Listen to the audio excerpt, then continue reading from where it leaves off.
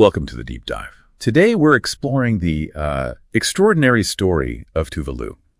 It's a low-lying Pacific island nation, really on the absolute front lines of the climate crisis. We're talking about a place that's literally disappearing under rising seas. And their responses, they're innovative, sometimes kind of paradoxical. They offer a powerful glimpse into what the future might demand from all of us. Our mission here is to uncover the crucial insights from this tiny nation's struggle. Okay, so to really get the urgency, we need to understand just how vulnerable Tuvalu is right now. I mean, the average elevation is just 6.5 feet above sea level. That's incredibly low. It is, and what's fascinating, or maybe terrifying, is the speed of this change. Sea level there has risen 15 centimeters in just 3 decades.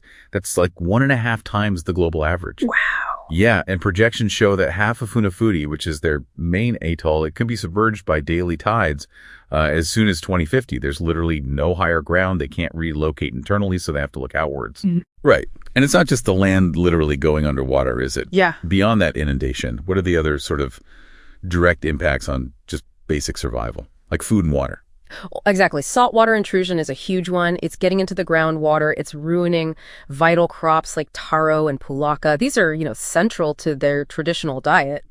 So it directly threatens their food security, their freshwater sources. Yeah. It's pushing the population towards a really unavoidable reckoning. Faced with something so existential, Tuvalu isn't just waiting around. They're pioneering some really audacious solutions. Yeah, they really are.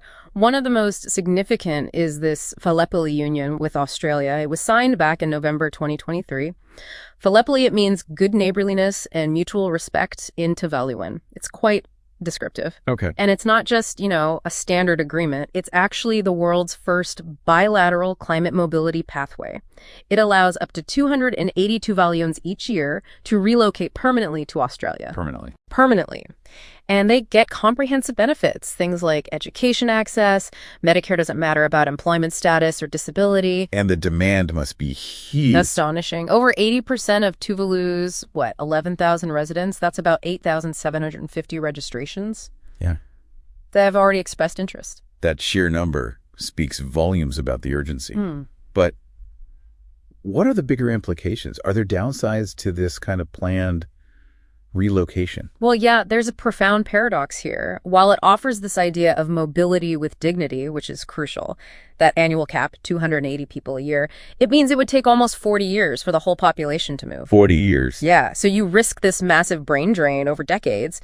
Right. And you face the challenge of, how do you maintain a state, a nation without its people physically together, a state without a people? And I read this agreement isn't purely humanitarian either. There's a clause, something about security arrangements needing Australia's approval. That hints at maybe broader strategic interests. Exactly. That's a really key point. Australia gains a significant strategic foothold and influence in the Pacific. It effectively brings Tuvalu into its security orbit. Right. For Tuvalu, it's obviously a really difficult trade-off. They gain survival pathways for their citizens, but they potentially trade some autonomy. It's a complex quid pro quo, especially in such a geopolitically sensitive region. So while the Gallipoli Union offers a path for the people, Tuvalu's also making this other, maybe even more radical bet on its future through digital nationhood. What exactly is that? How does that work? It's truly groundbreaking stuff. Tuvalu is setting itself up to be the world's first digital nation. They're literally 3D scanning their islands, their cultural heritage sites, everything. So preserving it digitally. It's more than just an archive. The idea is to establish a virtual state, like a sovereign entity that exists online. They aim to maintain their cultural identity, their government functions, their national continuity, even if the physical land completely disappears. Wow. And this fundamentally challenges traditional international law, right? Which pretty much bases statehood on having physical territory. That just raises so many huge questions about what a nation even is. Is Tuvalu basically writing new rules for international law here? They are absolutely forcing the issue. There's no clear legal precedent for a state without territory. Tuvalu, out of necessity, is compelling the global community to rethink these fundamental concepts, sovereignty, statehood, all in the face of this, unavoidable climate threat. Tuvalu's situation feels so specific, almost unique, but like you said, it's really a stark preview, a bellwether for a much bigger global crisis, isn't it? Absolutely. Tuvalu is the canary in the coal mine, if you will. Rising seas are already impacting estimates, say, around 1 billion people globally. And there's new data suggesting an extra 14 million people right now in coastal areas face a 1 in 20 annual flood risk. Just staggering numbers. And that could surge to nearly 98 million people by 2100 if emissions stay high. It just starkly highlights this climate injustice, doesn't it? Where the most vulnerable nations, the ones who contributed the least to the problem, are bearing the absolute brunt of the crisis. It's an incredible story of resilience, of foresight from Tuvalu facing unimaginable odds. It really is. Yet it also hammers home a critical truth. These innovations, the relocation deal, the digital nation, they're vital. They're necessary for survival and identity. Yeah. But they aren't enough on their own.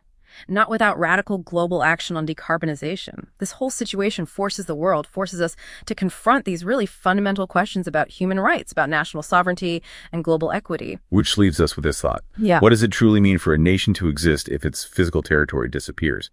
And what obligation do we as a global community really have to ensure their identity, their culture, their heritage endures?